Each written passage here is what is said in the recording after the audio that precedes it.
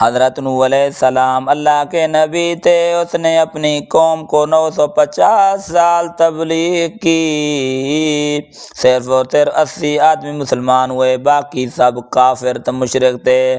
اللہ نے حضرت نوح علیہ السلام کو کہا یہ لوگ نہیں ماننے والے، تم ایک کشتی بناؤ۔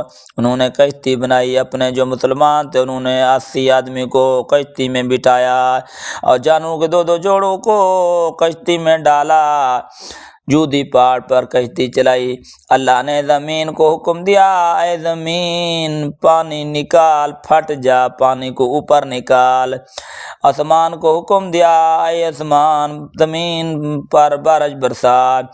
اس طرح دونوں پانی مل گئے، کشتی اوپر اٹھی، آسمان پر چلی گئی، سب کافر تباہ و برباد ہو گئے۔